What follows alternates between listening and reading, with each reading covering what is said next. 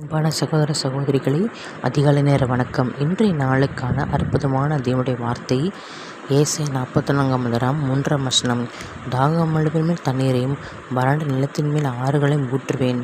உன் சந்ததியின் ஆவியும் சந்தானத்தின் மேல் என் ஆசீர்வாதத்தையும் ஊற்றுவேன். இந்த வசனத்தை கேட்டுக்கொள்கிற தேவ ஜனங்களை, கர்த்தர் தாகமுள்ள தண்ணீரை ஊற்றுவேன் என்று சொல்கிறோம்.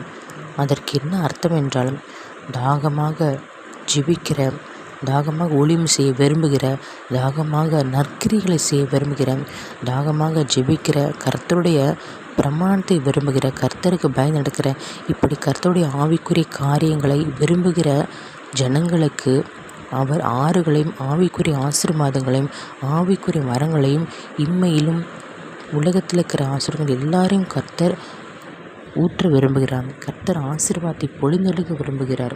உங்களுக்காக ஜெபிக்கிறேன். கர்த்தாவே, ஸ்தோத்திரம் கர்த்தாவே.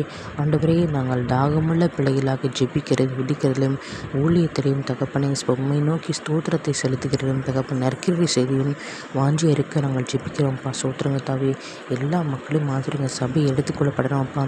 பிள்ளைகள் ரட்சிக்கப்படணும்ப்பா. ஸ்தோத்திரம் கர்த்தாவே.